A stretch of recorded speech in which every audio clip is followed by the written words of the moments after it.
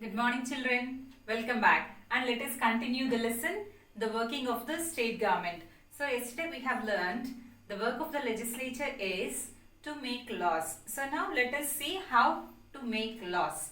So, making of laws. So, this includes, it has a procedure. So, let us see the procedure how to make a law. So, MLA introduces a bill and it undergoes 3 readings. So a MLA will be there and that MLA will be introducing the bill, and it's not that easy to pass a law. It has to undergo 3 readings. So let us see what's happening in the first reading. In the first reading, MLA explains about bill. So he will be explaining what the law is about and things like that in the first reading. And in the second reading, the bill is discussed. So all the ministers will be sitting together and they will discuss about the bill in the second reading. And if anyone disagrees with that, necessary changes has to be done in the bill. So if any small changes are there, they can do in the second reading.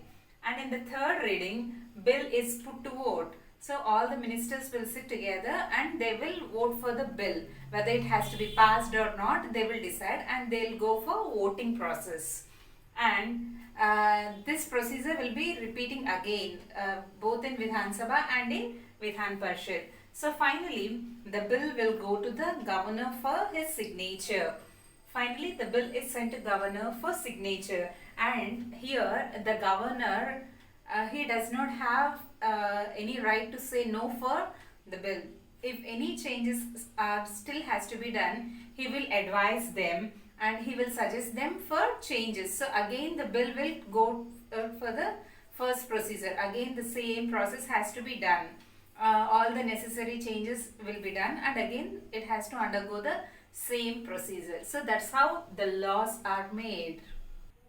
Factors involved in distribution of resources and services. So our India is rich in natural resources.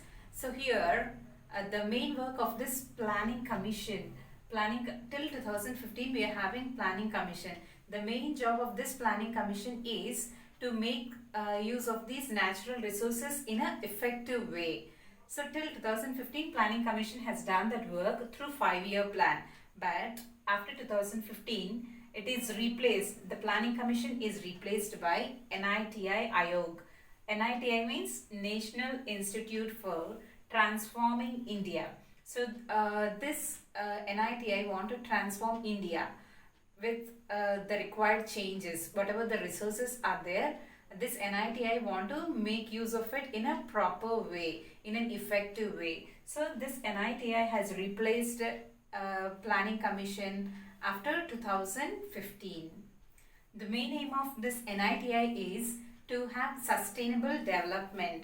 So the development that meets the needs of the present, but it should not affect the future generation. So that is the main aim of this NITI.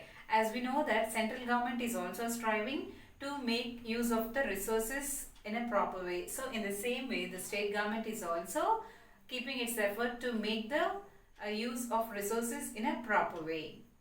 Now let us see land as a resource. So in our India we are having land and it is in a limited quantity. So many people are competing for the land.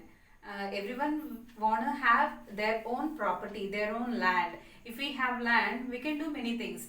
Some want to construct houses, some want to construct shopping malls, some want to construct industries. So everyone have their own need. So whatever the land is there, we are having competition for the land and ownership has become a great conflict.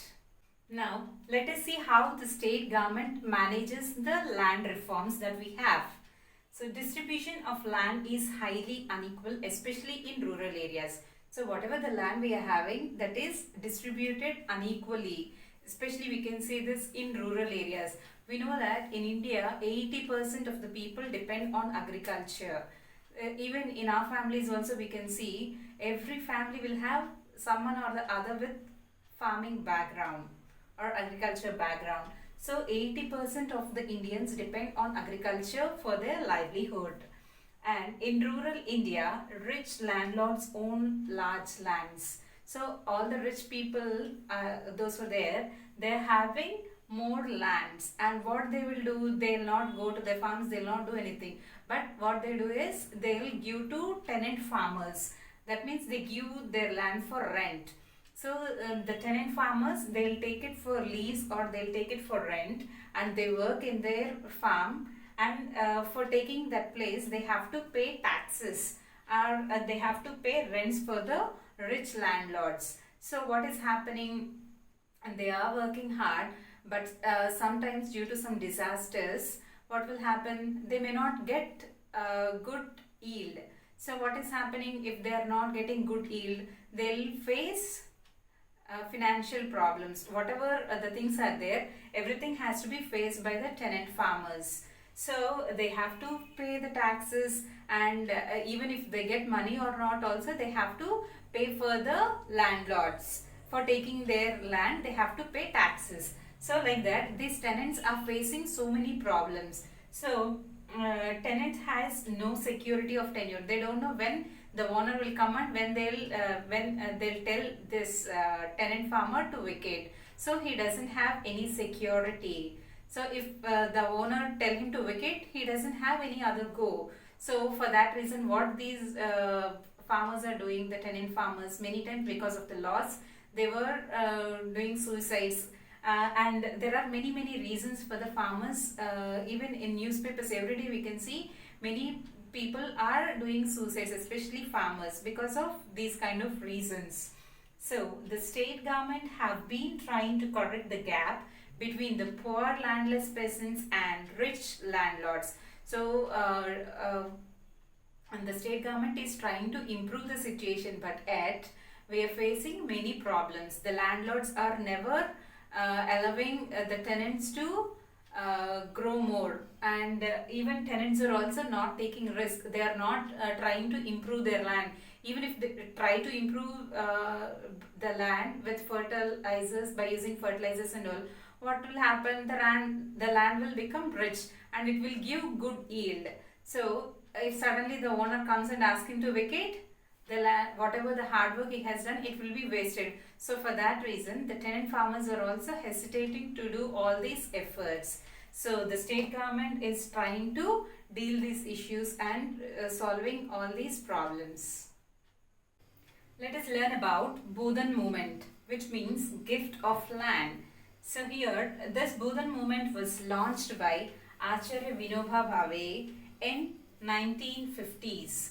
So this Acharya Vinoba Bhave, he started a tour. He started moving to different places and he started meeting different people. What they have to do is, if any rich landlords are there, they have to donate their land to the poor landless peasants.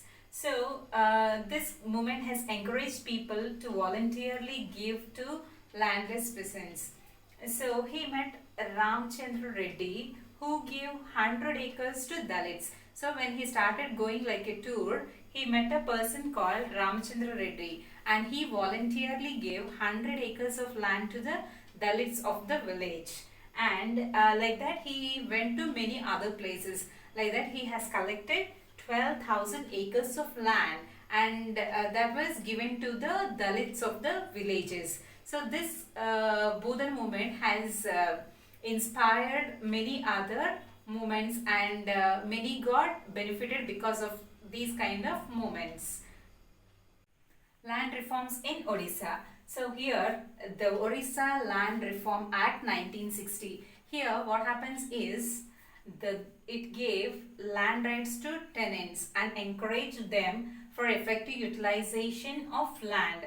So here that even the tenants are also given right on the land. Before, what happened, only the owner will have right on the land, and whenever he has to vacate, the tenant has to vacate. But here the tenant has also given right on the land, and they can use it and they can use the land in an effective way, so that if they make use of the land in a proper way, the yield will be good and he will get enough money so that he can pay the rent and taxes and everything. So here even the tenant is given the right on the land which he is using. And the next one is the Orisa Land Reform Amendment 1973. Here actually this is very interesting and good. Let us see. If a family has 5 members, they can have 10 acres of land. And if the family members are more than 5, they can have maximum of 18 acres of land.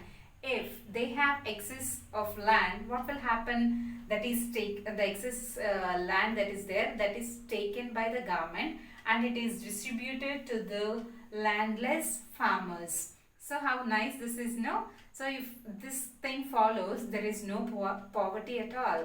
So all will be equal. So excess land will be taken by the government and it is distributed to the landless farmers, and especially priority is given to widows and unmarried women. If there are widows or any unmarried women, they are given priority and land is given to such kind of people. So like that, they try to maintain justice and they try to maintain equality between landless and rich. The Scheduled Tribes and Other Traditional Forest Dwellers Act 2006. So here the rich landlords agreed to transfer the land to the poor landless peasants. But what happened? They transferred on paper, but directly they did not give the land to the poor farmers. And there are no records of land ownership. So mostly we can say rich people with their name and fame, what they do, they can easily cheat the poor people. These poor farmers, they are not educated and they don't have the guts to fight against these rich people. So like that, the poor are always becoming poor and the rich are always rich. So the land they gave is of poor quality. So many people, for namesake, they gave the land, but it is of poor quality. They cannot do anything with the land that they gave to the poor farmers. And Odisha is a mineral rich state. We know that Odisha is a mineral rich state and their agriculture is very good. Agriculture land is bought by mining companies. So the agricultural land is bought by many big mining companies, and they have transferred the food crops into cash crops. And so like that, if we are getting money, what we prefer to do, for us money is the main thing. So for that reason, they have transferred the food crops into cash crops. Even government wants money. So for that reason, it is also allowing to change the food crops into cash crops. By doing like this, it has a greater effect on small scale farmers. The road ahead.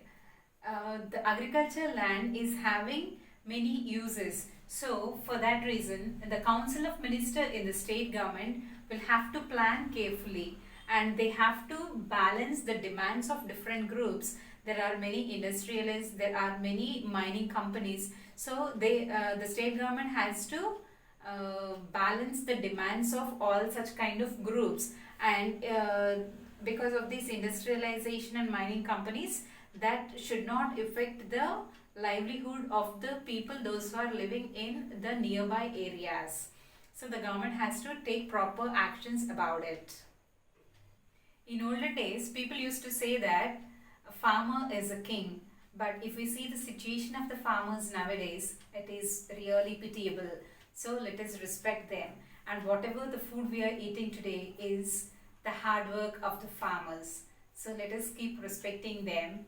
And with this, we have completed our lesson. And as usual, I am going to give the notes for this lesson. And children, don't worry, this lesson is not there for P2.